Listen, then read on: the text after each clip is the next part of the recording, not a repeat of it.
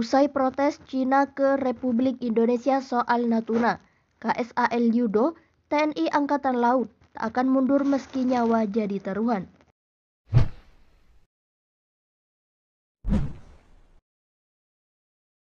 Kepala Staf Angkatan Laut, Laksamana Yudo Margono, meminta prajuritnya untuk menunjukkan kekuatan yang menggetarkan lawan maupun kawan, dan juga pihak yang merongrong kedaulatan dan mengganggu kepentingan negara di Laut Indonesia. Hal ini disampaikan Yudo Margono di tengah kondisi meningkatnya ketegangan di Laut Natuna Utara usai Indonesia mendapat protes dari Cina. Dia memastikan TNI Angkatan Laut tidak akan mundur lantaran tak ada tawar-menawar terkait urusan yang menyangkut kedaulatan dan juga kehormatan bangsa. Prinsip ini harus kita pegang teguh selamanya, meskipun nyawa yang menjadi taruhannya, jelas Yudo saat memberikan pidato di upacara Hari Armada Republik Indonesia tahun 2021 di Koarmada 2 Surabaya. Dia menegaskan sebagai prajurit Armada Republik Indonesia harus siap setiap saat dalam menjalankan amanat rakyat untuk menjaga lautan Nusantara. Bung Karno dalam pidatonya, bangsa Indonesia tak bisa jadi bangsa yang kuat dan negara yang kuat jika tidak bisa menguasai samudra, jelas Yudo. Dia menegaskan Armada Republik Indonesia harus dilengkapi dengan kapal perang yang mumpuni dan modern meski membutuhkan waktu serta biaya yang tidak sedikit. Sebuah keniscayaan kita akan membangun kekuatan armada yang mampu menjaga lautan Nusantara dari Sabang sampai Merauke.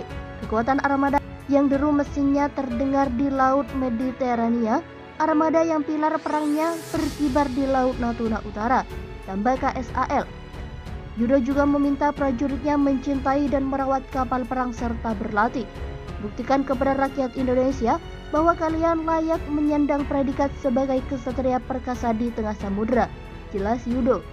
Sebelumnya, anggota Komisi 1 DPR, Muhammad Farhan, mengungkapkan pemerintah Indonesia diminta oleh Cina untuk menghentikan segala aktivitas pengeboran di lepas pantai di seluruh Laut Natuna Utara yang berbatasan dengan Laut Cina Selatan. Farhan yang merupakan politisi Partai Nasdem menyatakan permintaan Cina itu disampaikan melalui suara komunikasi diplomatik pada Agustus dan September 2021 lalu. Menurut Cina, kata Farhan, pengeboran yang dilakukan Indonesia tersebut melanggar prinsip Ninth Dash Line yang merupakan wilayah historis Cina.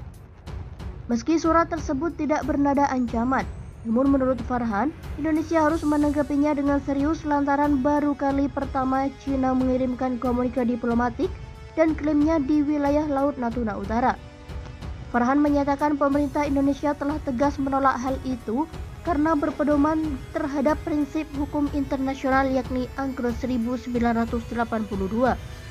Kami di Komisi 1 tidak diperlihatkan suratnya, namun kami membahasnya secara resmi dan mendukung sikap pemerintah Republik Indonesia yang dalam hal ini diwakili oleh Kemenlu Republik Indonesia.